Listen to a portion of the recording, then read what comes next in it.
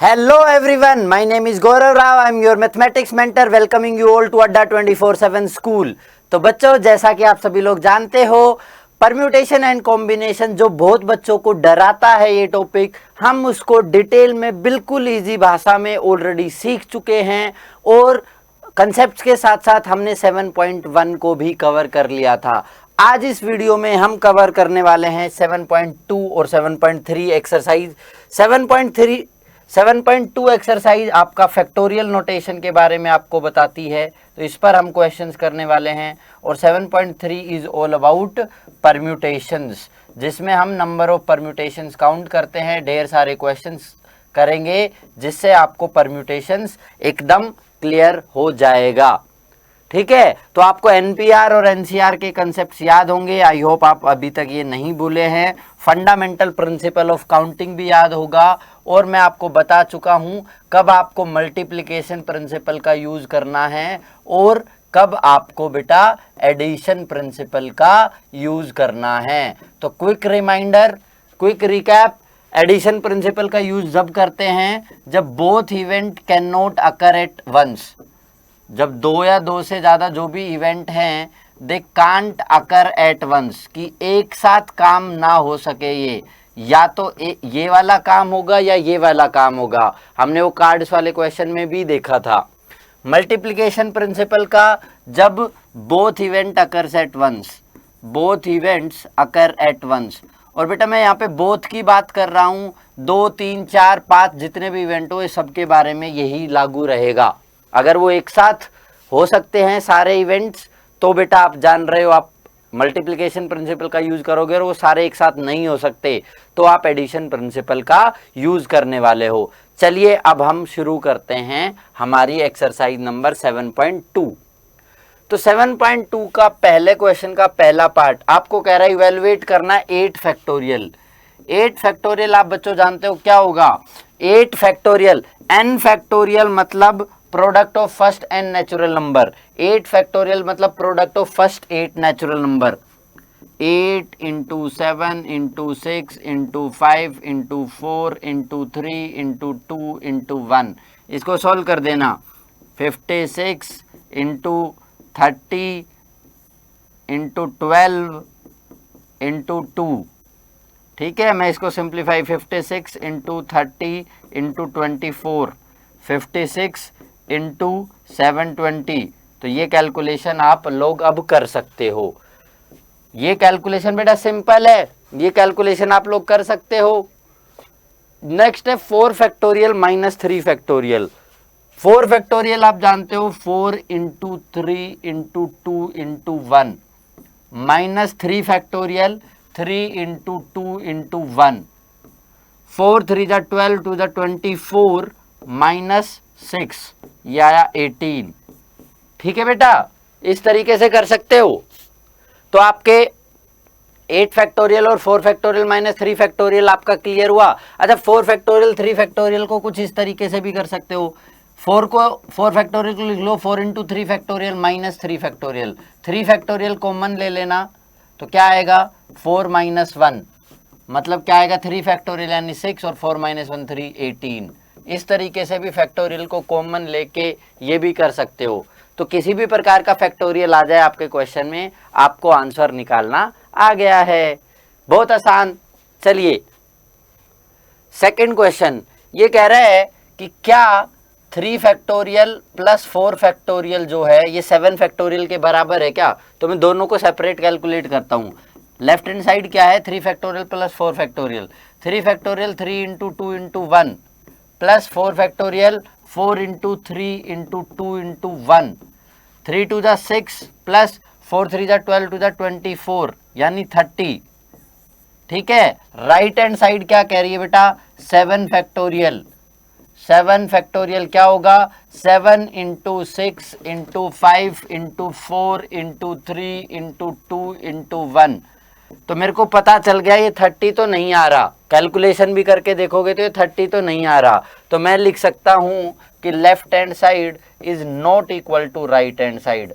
मतलब 3 फैक्टोरियल में 4 फैक्टोरियल अगर आप ऐड करोगे तो 7 फैक्टोरियल बिल्कुल भी नहीं आएगा, ये याद रखना। ठीक है बेटा। चलिए नेक्स्ट क्वेश्चन देखिए, compute 8 factorial upon 6 factorial into 2 factorial, ये कंप्यूट करने को बोल रहा है। 8 फैक्टोरियल को लिख लेता हूं, 8 into 7 into 6 factorial upon 6 factorial. इसको कैंसिल आउट करने के लिए मैं 6 फैक्टोरियल तक ले आया, इंटू 2 फैक्टोरियल हो जाएगा 2 इंटू 1, 6 फैक्टोरियल से 6 फैक्टोरियल गया, 2 4 जा 8, आपका 28 आंसर आ गया बेटा, 28 आपका आंसर आ गया। क्लियर, क्लियर है यहां तक? एकदम सिंपल सिंपल एक्सरसाइज है बेटा, सिंपल सिंपल क्वेश्चंस हैं। ये हमने कंसेप्ट पढ़ते टाइम भी किया था कि 1/6 फैक्टोरियल प्लस 1/7 फैक्टोरियल दिया है x/8 फैक्टोरियल। तो यहाँ से 1/6 फैक्टोरियल प्लस इसको लिख लो 1/7 इंटू 6 फैक्टोरियल, ठीक है। x अपॉन इसको क्या लिखोगे 8 इंटू 7 इंटू 6 फैक्टोरियल, दोनों तरफ से 6 फैक्टोरियल 1/6 फैक्टोरियल कॉमन लो, 1 + 1/7 इक्वल टू x/8 इंटू 7 और इसके साथ में 1/6 फैक्टोरियल बाहर, 1/6 फैक्टोरियल से 1/6 फैक्टोरियल गया, ये क्या आ गया 8/7 equal to x/56, cross multiply किया तो बेटा x आ गया 8/7 इंटू 56, 7 8 जा, x आ गया आपका 64, x आ गया है बेटा आपका 64। क्लियर एकदम? भाई किसी भी प्रकार का फैक्टोरियल का क्वेश्चन दे दे, मेरे को सिंपल कैलकुलेशन करनी है, एकदम simple calculation step by step करते जाना, आपका आंसर बेटा आ जाएगा।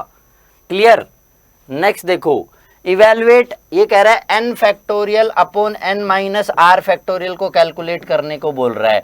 n और r की वैल्यू दे रखी है, पहले केस में है n की वैल्यू 6 r की 2, तो 6 फैक्टोरियल अपॉन 6 माइनस 2 फैक्टोरियल मतलब 6 फैक्टोरियल अपॉन 4 फैक्टोरियल मतलब 6 फैक्टोरियल अपॉन,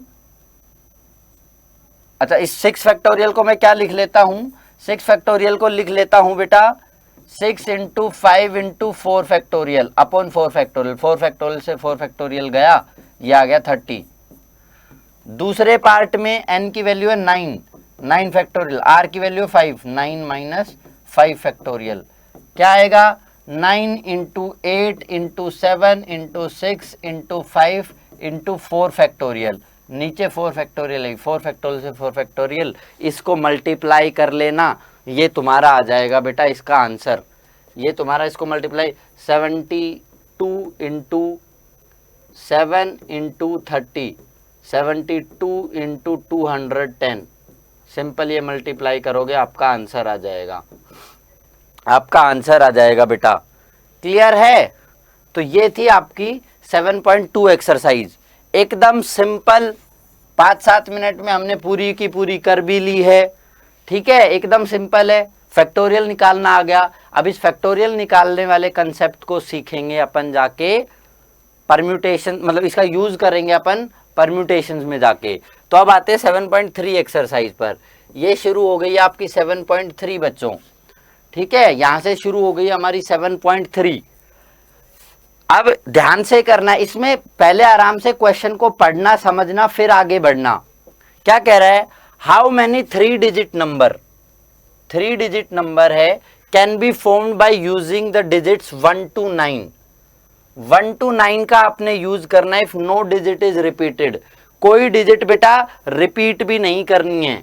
तो टोटल ऑब्जेक्ट्स आपके पास है 9, टोटल ऑब्जेक्ट्स है 9 और मतलब n आ गया तुम्हारा 9 आ गया, r 3 डिजिट नंबर बनाना है, ठीक है, 3 डिजिट नंबर बनाना है, तो ऑर्डर अरेंजमेंट किसका कैलकुलेट करना है, 3 डिजिट नंबर का, तो r आ गया 3, तो कोई रिपीट भी नहीं हो रहा, कोई रिपीट भी नहीं हो रहा, तो क्या आएगा NPR, NPR मतलब 9P3, 9P3 का मतलब होगा 9 factorial upon 9 minus 3 factorial, 9 factorial upon 6 factorial मतलब 9 into 8 into 7 into 6 factorial upon 6 factorial, 72 into 7, ठीक है, 7 2 जा 14, 1 7 7 जा 49, 504, ठीक है,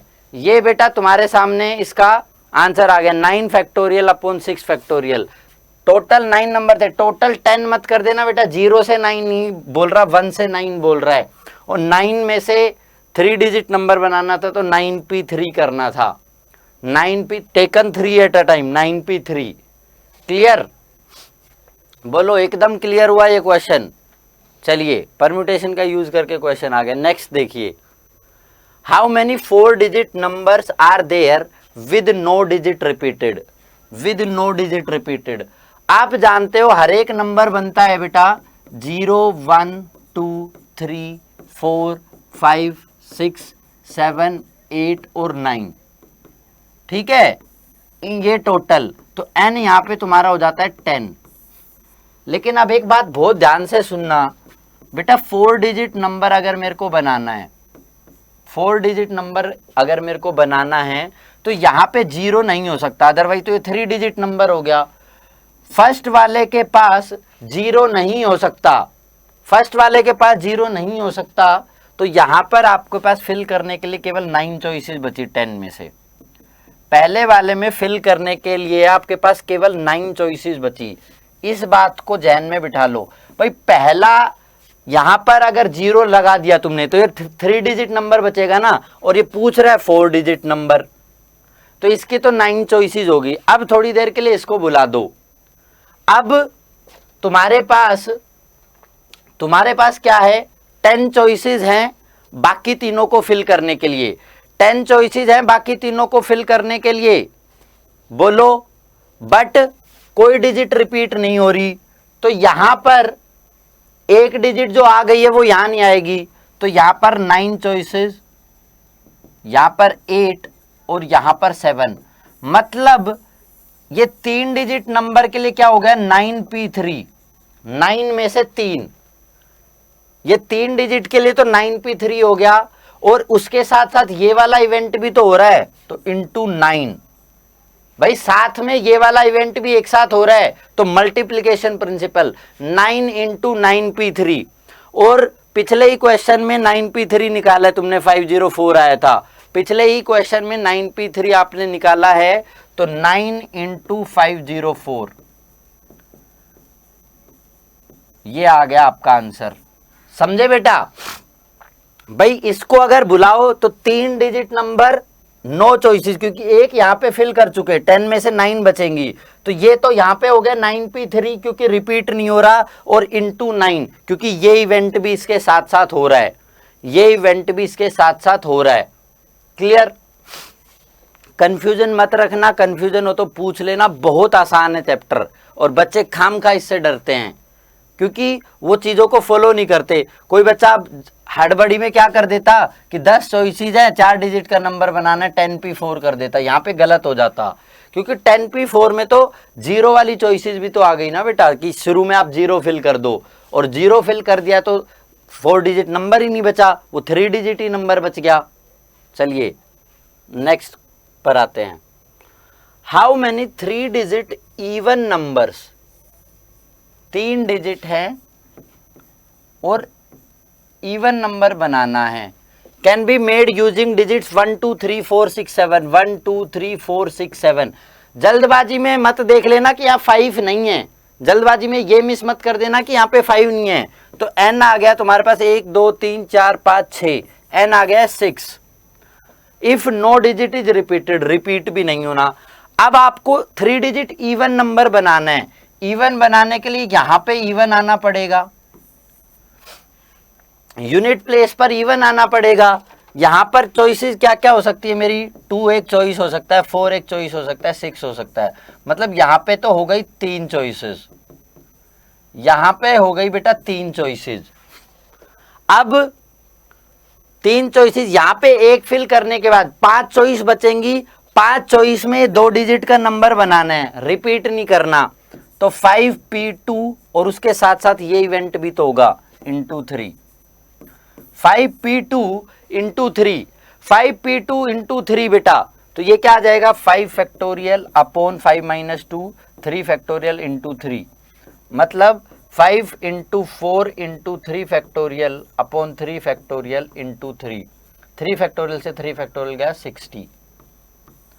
ठीक है बेटा, कि इन दो के लिए 5p2 हो गया और 3 चॉइसेस यहाँ की है ही हैं आपके पास, 2, 4 और 6 यहाँ पे फिल करोगे, 2, 4 और 6 यहाँ पर फिल करोगे, आपका 5p2 इंटू 3 आ गया।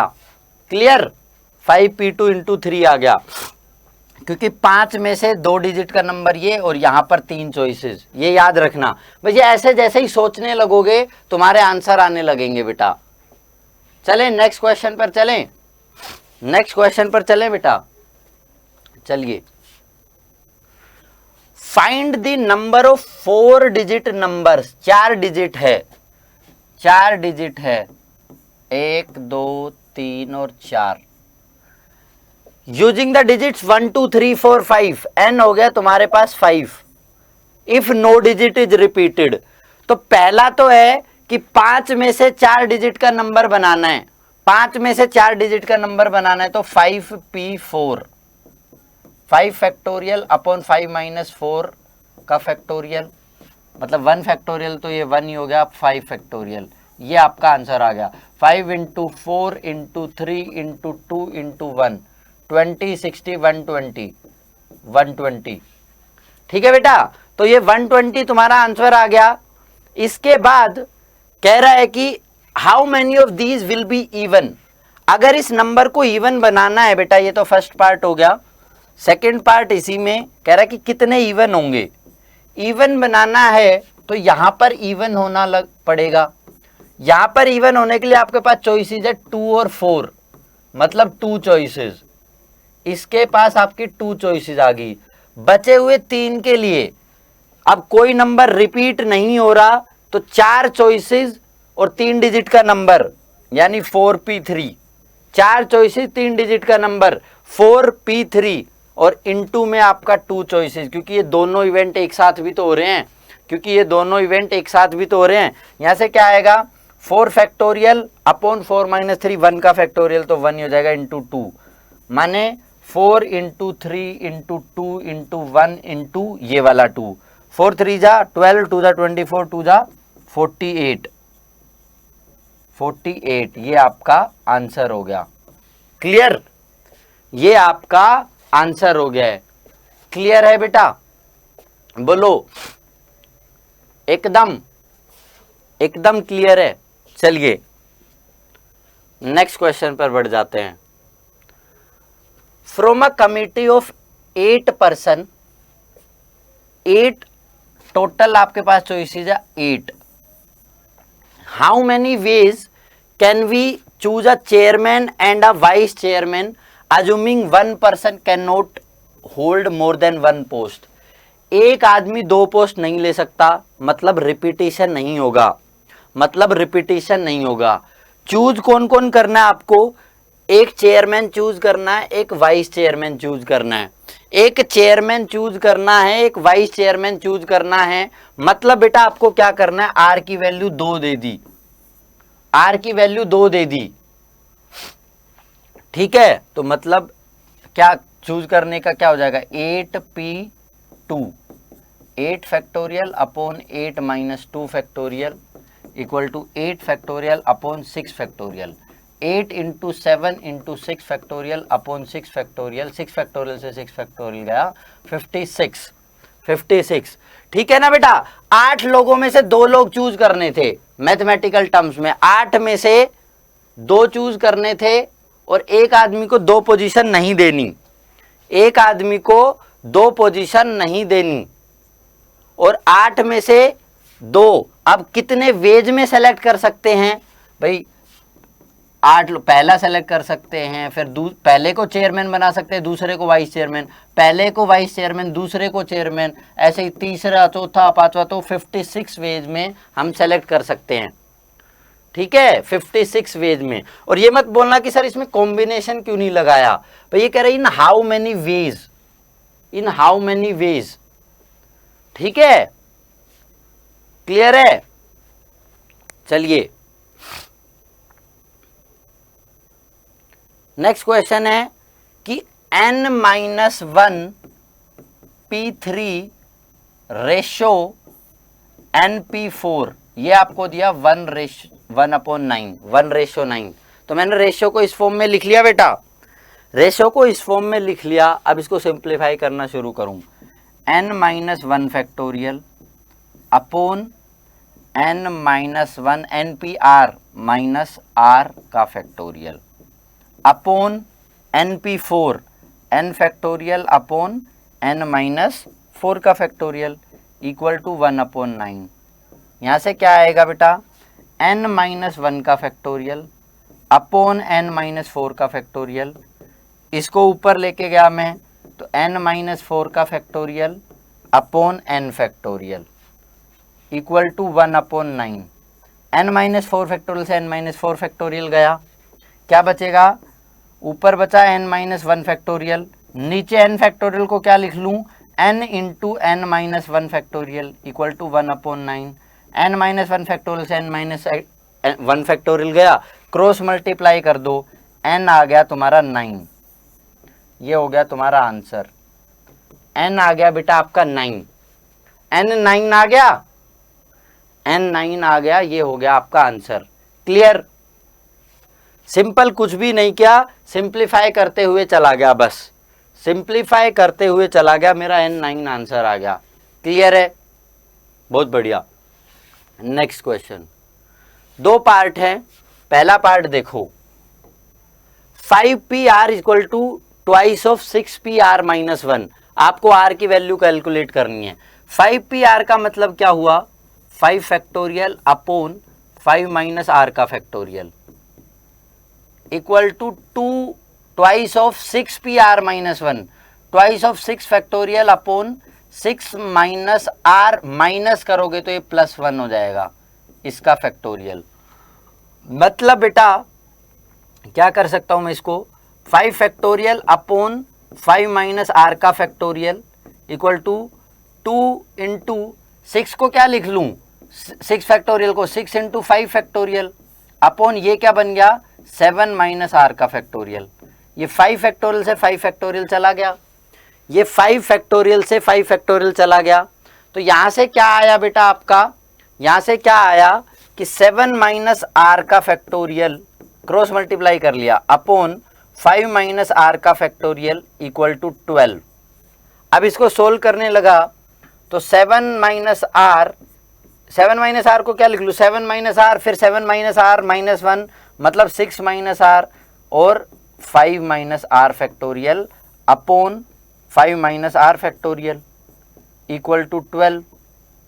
5 माइनस r फैक्टोरियल से 5 माइनस r फैक्टोरियल गया, इसको सोल्व करूंगा तो क्वाड्रेटिक इक्वेशन क्या बनेगी, 42 plus r square minus 13r equal to 12। ये क्वाड्रेटिक इक्वेशन बन गई।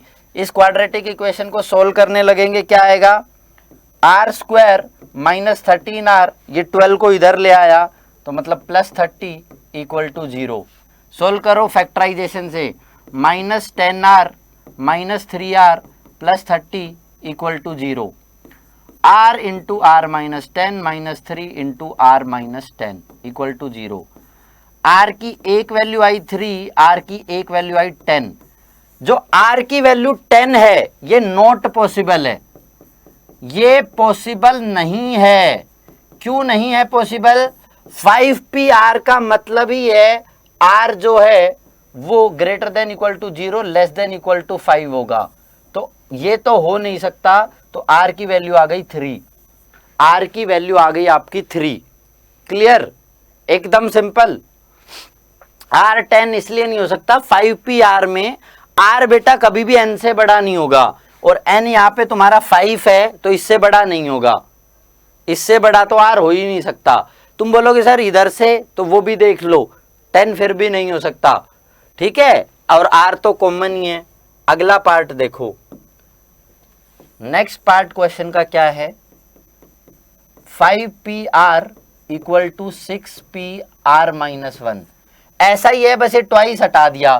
तो फिर से करो, 5 फैक्टोरियल अपॉन 5 माइनस r का factorial equal to 6 factorial upon 6 minus r minus 1, ये +1 हो जाएगा इसका फैक्टोरियल।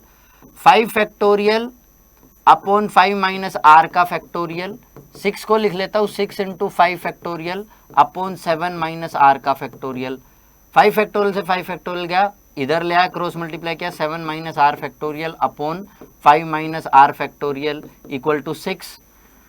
7 माइनस आर को क्या लिख सकता हूँ, 7 minus are into 6 minus are into 5 minus r factorial, 5 minus r factorial upon 5 minus r factorial. 5 minus r factorial से 5 माइनस आर फैक्टोरियल गया, बच गया 6। 7 minus are into 6 minus R, same quadratic, 7 minus are into 6 minus R, same quadratic equation बनेगी।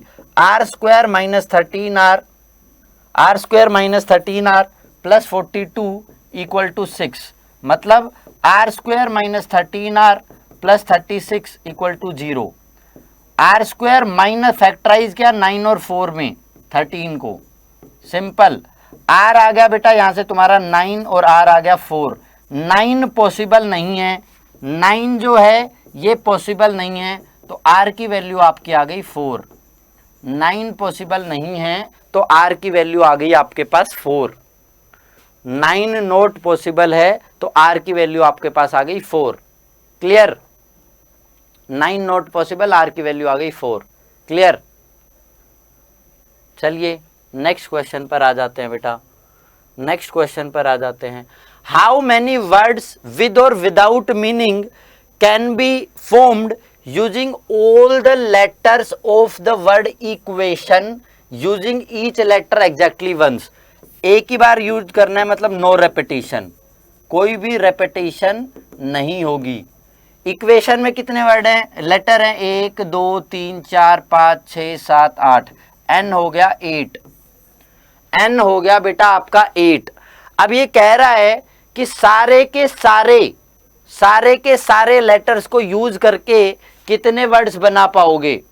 सारे के सारे letters को use करके मतलब तुम्हारा आर भी 8 होने वाला है, और यहाँ पे किसी भी वर्ड बेटा कोई भी वर्ड रिपीट तो हो नहीं रहा। तो अब तुम्हें बनाने वर्ड NPR, मतलब 8P8, मतलब 8 फैक्टोरियल अपॉन 8 माइनस 8 का फैक्टोरियल, मतलब 8 फैक्टोरियल अपॉन 0 फैक्टोरियल, 0 फैक्टोरियल होता है 1। आंसर आ गया तुम्हारा 8 फैक्टोरियल। आंसर आ गया तुम्हारा 8 फैक्टोरियल। बेटा सारे लेटर्स का यूज करके कितने वर्ड अरेंज कर पाऊंगा, आंसर आ जाएगा 8 फैक्टोरियल। 8 फैक्टोरियल को सोल्व कर लेना, 8 into 7 into 6 into 5 into 4 into 3 into 2 into 1, ठीक है। 5 4 जा 20, 3 जा 60, 2 जा 120, 8 इंटू 42 इंटू 120। इसको सोल्व कर लेना बेटा, इसको सोल्व कर लेना, आप लोगों का आंसर आ जाएगा। क्लियर? क्लियर है? ये बिल्कुल सिंपल था। 9th question, how many words with और without meaning can be made from the letters of the word Monday. Monday में कितने लेटर, 1 2 3 4 5 6, एन आ गया तुम्हारा 6। Assuming that no letter is repeated, कोई लेटर रिपीट भी नहीं होना चाहिए। पहला केस क्या है, 4 letters are used at a time, तो पहले केस में 4 लेटर को यूज कर रहा है, मतलब आर हो गया 4, तो कितने वर्ड बनाओगे, 6P4, 6 फैक्टोरियल अपॉन 6 माइनस 4 का फैक्टोरियल, मतलब 6 फैक्टोरियल अपॉन 2 फैक्टोरियल, ये आंसर हो जाएगा। इसको सोल्व कर लेना, 6 इंटू 5 इंटू 4 इंटू 3 इंटू 2 का फैक्टोरियल अपॉन 2 फैक्टोरियल गायब, ये 30 इंटू 12 360, पहले का तो आ गया 360। तो 6 में से 4, 6 में से 4 लेटर्स उठा के कितने वर्ड बना पाओगे, 360, ठीक है। नेक्स्ट देखो, all letters are used at a time, सारे के सारे लेटर यूज करने हैं, तो बेटा आर भी इस बार हो गया 6, तो 6P6, वही 6 फैक्टोरियल अपॉन 6 माइनस 6 फैक्टोरियल, और ये होता है 0 0 का फैक्टोरियल होता है 1, आंसर हो गया 6 फैक्टोरियल। डन। सारे के सारे लेटर यूज करने हैं बेटा, सारे के सारे लेटर यूज करने हैं, तो 6 फैक्टोरियल ही तुम्हारा आंसर हो जाएगा। Third part, all letters are used but first letter is a vowel, ध्यान से सुनना। 1 2 3 4 5 6, 6 लेटर्स का वर्ड बनाना है, लेकिन पहला लेटर वोवल होना चाहिए। इसमें वोवल क्या है, ओ रे, तो इसके पास बची 2 चॉइसेस, यहाँ पर 2 चॉइसेस बची, एक फिल होने के बाद बाकी सबके लिए 5 और एक एक घटती चली गई, रिपीट नहीं हो रहा। तो ये कैसा हो गया, मतलब ये इसका मतलब हो गया, क्या मतलब होगा इसका, 5 ही लेना है, ठीक है, एन भी 5 बचा और आपका पी भी 5 बचा, तो 5p5, 5p5, ठीक है, और दोनों एक साथ हो रहे हैं तो मल्टीप्लाई कर देंगे, 5p5 इंटू 2, 5p5 का मतलब हुआ बेटा 5 फैक्टोरियल इंटू 2, तो 5 फैक्टोरियल इंटू 2, क्लियर है, बोलो क्लियर है, 5 फैक्टोरियल 120 होता है, इंटू 2 करोगे, ये ध्यान से समझ आया। इसके पास 2 चॉइसेस, फिर बाकी सबके लिए 5 लेटर थे, तो यहां 5 4 3 2 1, इसका मतलब क्या हुआ 5p5, n5 r5 5p5, clear, question को समझा, बस परम्यूटेशन लग जाएगा, क्वेश्चन को समझते ही परम्यूटेशन लग जाएगा बेटा आपका। नेक्स्ट क्वेश्चन देखो, in how many of the distinct permutation of the letter in Mississippi do the 4 I's not come together, not come together पूछ रहा है बेटा ये, ठीक है। तो पहले निकालते हैं n कितना है आपके पास, n कितना है मिसिसिपी में, MISSISSIPPI, तो n हो गया 11। अब लेकिन इसमें सारे ऑब्जेक्ट डिस्टिंक्ट नहीं है, ऑब्जेक्ट्स नॉट डिस्टिंक्ट वाला केस है बेटा, ऑब्जेक्ट नॉट डिस्टिंक्ट का केस है, क्या क्या रिपीट हो रहा है, S 4 टाइम्स, P आपका 2 टाइम्स, I आपका 4 टाइम्स, तो टोटल परम्यूटेशन कितनी हो सकती हैं, अभी मैं क्वेश्चन नहीं देख रहा, टोटल परम्यूटेशन कितनी हो जाएंगी बेटा, आपको पता है n फैक्टोरियल मतलब 11 का फैक्टोरियल अपॉन रिपीट होने वाले करने हैं, तो s का 4 फैक्टोरियल, p का 2 फैक्टोरियल और i का 4 फैक्टोरियल, ठीक है, टोटल परम्यूटेशन इतनी आ जाएंगी, इसको कैलकुलेट कर लेना, बेशक इसको कैलकुलेट कर लेना, टोटल परम्यूटेशन इतनी आ जाएंगी। अब कह रहा 4 आइज एक साथ नहीं आनी चाहिए, लेट अस सपोज चारों आए एक साथ आ गई, आए, ये 1 ऑब्जेक्ट हो गया, ये 1 ऑब्जेक्ट ले लिया, चारों आए एक साथ ले ली मैंने, ठीक है, चारों आए एक साथ ले ली, बाकी तुम्हारे पास बच गए, बाकी तुम्हारे पास कितने बच गए बेटा, 7 ऑब्जेक्ट्स बच गए, तो टोटल ऑब्जेक्ट कितने हो गए, टोटल हो गए 8 ऑब्जेक्ट, 7 ऑब्जेक्ट डिस्टिंक्ट वाले और एक जो आए बचा था ये। अब टोटल परम्यूटेशन कितनी हो जाएंगी जब आए एक साथ आए, total permutations when eyes come together, सारे के सारे आइज वो एक साथ आ जाएं, इसकी निकाल लेते हैं परम्यूटेशन, तो कितना हो जाएगा बेटा, कितना हो जाएगा बोलो, क्या हो जाएगा, यहां पर आइज कम टुगेदर हैं तो आपका 8 ऑब्जेक्ट्स है तो 8 फैक्टोरियल अपॉन, ठीक है, अब रिपीट भी तो हो रहे हैं इन 7 में से, इन 7 में से S रिपीट हो रहा है 4 बार 4 फैक्टोरियल और P हो रहा है 2 बार 2 फैक्टोरियल, और ये तो एक ही ऑब्जेक्ट था तो इसको रिपीट वाला लेंगे नहीं, ये आ गया। अब निकालनी है आइज नोट कम टुगेदर, तो total permutation when 4 eyes note come together, 4 eyes note come together, क्या हो जाएगा बेटा, टोटल परम्यूटेशन में से टोटल परम्यूटेशन वो थी 11 factorial upon 4 factorial 2 factorial into 4 factorial, minus कर देना जब सारे आइज एक साथ आ रहे हों, 8 फैक्टोरियल अपॉन 4 फैक्टोरियल 2 फैक्टोरियल, ठीक है, तो 11 factorial upon 4 factorial 2 factorial 4 factorial करोगे, इसमें से 8 factorial by 4 factorial 2 factorial subtract कर देना, टोटल परम्यूटेशन में से जब सारे आइज एक साथ आ रहे हों उसकी परम्यूटेशन घटा दी तो बचे हुए होंगे वो आ जाएंगे जब आइज एक साथ नहीं आ रहे हों, जब आइज एक साथ नहीं आ रहे हो। ये मिसिसिपी वाला क्वेश्चन बड़ा फेवरेट होता है एग्जामिनर का, ठीक है, कंपटीशन वगैरह में भी कई बार पूछा जा चुका है अलग अलग तरीके से इस क्वेश्चन को, कंपटीशन वगैरह में भी अलग अलग तरीके से बहुत बार इस क्वेश्चन को बेटा पूछा जा चुका है। क्लियर है? चलिए लास्ट क्वेश्चन इस एक्सरसाइज का, in how many ways can the letters of the word permutation, खुद परम्यूटेशन को ही कह रहा है कि कितने वेज में अरेंज करोगे। तो परम्यूटेशन में n कितना है बेटा टोटल, 1 2 3 4 5 6 7 8 9 10 11 12, n है 12। रिपीटिशन वाले क्या क्या है बेटा, t रिपीट हो रहा है 2 टाइम्स, t आ रहा है 2 बार, बाकी तो कुछ आ नहीं रहा। देख लो परम्यूटेशन में बाकी तो कुछ रिपीट हो नहीं रहा, तो ये 12 और 2 आ गया आपका, t 2 टाइम्स रिपीट हो रहा है। Word start with p and and with s, कि वर्ड जो है p से शुरू हो और s पे खत्म हो। ठीक है, p से शुरू और s पे खत्म। तो इसमें तो आपके पास चॉइस ही नहीं बची, अब बीच में बच गए तुम्हारे पास 10 ऑब्जेक्ट।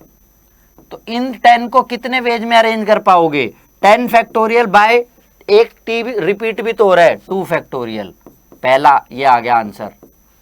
ठीक है, कि 10 बचे मेरे ऑब्जेक्ट्स, इनको कितने वेज में अरेंज कर पाऊंगा, 10 फैक्टोरियल, फिर टी रिपीट हो रहा है 2 बार तो डिवाइड बाय 2 फैक्टोरियल, पी और एस तो फिक्स हो गए, तो इनको तो अब कुछ करना ही नहीं। ठीक है, चलिए second part, vowels are all together, कि सारे के सारे वोवेल्स एक साथ आ जाएं। तो वोवेल कितने हैं इसमें बेटा, E U A I O, vowels है इसमें 5, वोवेल्स है 5, ये पांचों वोवेल एक साथ आने चाहिए, ए ई आई ओ यू, ये पांचों वोवेल्स आपके एक साथ आने चाहिए। बहुत ध्यान से सुनना, अब इन पांचों वोवेल्स को एक साथ आने चाहिए, लेकिन इनको भी अलग अलग फॉर्म में अरेंज कर सकते हैं। तो 5 फैक्टोरियल तो इनका हो गया, अब बचे हुए भी तो हैं, बाकी 7 ऑब्जेक्ट्स बचे भी तो हैं, ये 7 ऑब्जेक्ट्स हैं, इनको कितने फॉर्म में अरेंज कर लोगे, 7 फैक्टोरियल बाय, अब टी रिपीट हो रहा है तो 2 फैक्टोरियल, तो आंसर आ जाएगा 5 factorial into 7 factorial by 2 factorial. ठीक है, ये वोवेल्स को अरेंज करने का, ये बचे हुए 7 ऑब्जेक्ट्स को अरेंज करने की परम्यूटेशंस, तो 5 फैक्ट और दोनों काम एक साथ हो रहे हैं, तो मल्टीप्लिकेशन प्रिंसिपल 5 फैक्टोरियल इंटू, अच्छा 7 ऑब्जेक्ट ये है, फिर इसके साथ एक ऑब्जेक्ट ये भी तो था, तो टोटल हो गया 8 ऑब्जेक्ट बेटा, 8 factorial by 2 factorial, 8 factorial by 2 factorial, 7 objects ये और 1 ऑब्जेक्ट ये, टोटल हो गए 8 ऑब्जेक्ट। तो 5 factorial into 8 factorial by 2 factorial. ठीक है, क्योंकि इनको आपस में भी तो अरेंज करोगे ना, तो ये टोटल ऑब्जेक्ट हो गए आपके 8, 7 + 1 तो टोटल हो गया 8 ऑब्जेक्ट्स, तो 8 factorial by 2। Clear, 8 factorial by 2। चलिए थर्ड पार्ट, थर्ड पार्ट को बड़ा ध्यान से सुनना बेटा, there are always 4 letters between P and S, इसको बड़ा ध्यान से सुनना। तो मैं आपके लिए एक बार बोर्ड को इरेज कर लेता हूं। ठीक है, बोर्ड को अपन इरेज कर लेते हैं इस स्लाइड पर।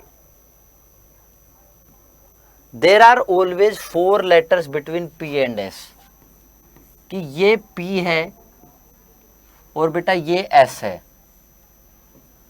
इनके बीच में हमेशा 4 लेटर होने चाहिए, 1 2 3 4, 4 ये, बचे हुए 2, 6 और रिमेनिंग भी तो होंगे 6, तो तुम्हारे 3 4 5 6। अब देखो इनको कैसे अरेंज कर सकते हो, कि there are always 4 letters between P and S। ठीक है, P और S के बीच में बेटा 2 लेटर होने ही चाहिए, तो P और S को फिक्स कर लिया, P एंड S को फिक्स कर लिया। एक वर्ड के लिए समझा रहा हूं, P और X को फिक्स कर लिया, रिमेनिंग बच गए 10 ऑब्जेक्ट्स, रिमेनिंग बच गए 10 ऑब्जेक्ट्स, रिमेनिंग बच गए 10 ऑब्जेक्ट। P और S को फिक्स कर लिया, रिमेनिंग 10 ऑब्जेक्ट्स बच गए, और बेटा उसमें T 2 बार रिपीट हो रहा है, T 2 बार रिपीट हो रहा है, तो इन 10 को कितने फॉर्म में अरेंज कर सकते हो, arrangement of these 10, total permutation कितनी आ जाएंगी, 10 फैक्टोरियल बाय 2 फैक्टोरियल। ये बात तो क्लियर हुई। अब ध्यान से सुनना बच्चों, ये थोड़ी बोल रहा है पहले p आना चाहिए बाद में s आना चाहिए। तो p और s को हम इंटरचेंज भी कर सकते हैं, p और s को हम इंटरचेंज भी कर सकते हैं। तो p and s can be interchange. तो दो तो ये बन गए, 2 वेज ये हो गए कि p और s या s और p। अब ये p बेटा यहां भी हो सकता है, ये p यहां भी हो सकता है, ये p यहां भी हो सकता है, ये p यहां भी हो सकता है, ये p यहां भी हो सकता है। ठीक है, आपके पास अच्छा ये p यहां भी हो सकता है और आपका, हाँ चलो, तो p's को कितनी जगह रख सकते हो, फिर s भी शिफ्ट होता चला जाएगा। p यहां आएगा तो s यहां आ जाएगा, p यहां आएगा तो s यहां पर आ जाएगा, p यहां आगे बढ़ेगा तो s यहां पर बढ़ेगा। तो 7 तरीके ये हो गए, 1 2 3 4 5 6 7। ठीक है, तो 7 वेज में p एंड s की शिफ्टिंग, 7 वेज में p एंड s की शिफ्टिंग। तो टोटल अरेंजमेंट कितने हो गए बेटा, 2 × 7 × 10 फैक्टोरियल बाय 2 फैक्टोरियल। 2 फैक्टोरियल से 2 चला जाएगा, आंसर आ जाएगा 10 फैक्टोरियल × 7। 10 फैक्टोरियल × 7 आंसर आ जाएगा बेटा आपका। ठीक है, इसको ध्यान से समझना। p और s को मैं s और p बना सकता हूं, तो 2 तरीके। फिर p को आगे भी तो बढ़ाना है बेटा, p को यहां लाऊंगा, s यहां आ जाएगा, फिर भी 4 रहेंगे। p को यहां लाऊंगा, फिर s को यहां ले आऊंगा तो भी 4 रहेंगे। p को यहां लाऊंगा, s को यहां ले आऊंगा तो भी 4 रहेंगे। p को यहां लाऊंगा, s को यहां लाऊंगा तो भी 4 रहेंगे। p को यहां लाऊंगा, s को यहां पर लाऊंगा तो भी 4 रहेंगे। तो इस तरीके से क्लियर है, क्लियर है। इस पार्ट में बहुत सारे बच्चों को बड़ा कष्ट आता है।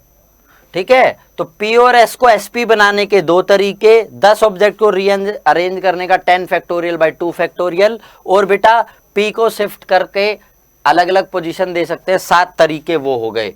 तो 2 × 7 × 10 फैक्टोरियल बाय 2 फैक्टोरियल। क्लियर है? डाउट रहे तो कमेंट करके बताना, फिर से आपको समझाएंगे। ठीक है, तो ये थी आपकी एक्सरसाइज नंबर बेटा 7.2 एंड 7.3। आपके लिए डिटेल्ड कोर्स कराया जा रहा है 11th क्लास के टर्म 2 का। तो अड्डा 24/7 के चैनल को सब्सक्राइब करना ना भूलें। थैंक यू आपकी प्रिपरेशन के लिए, ऑल द बेस्ट।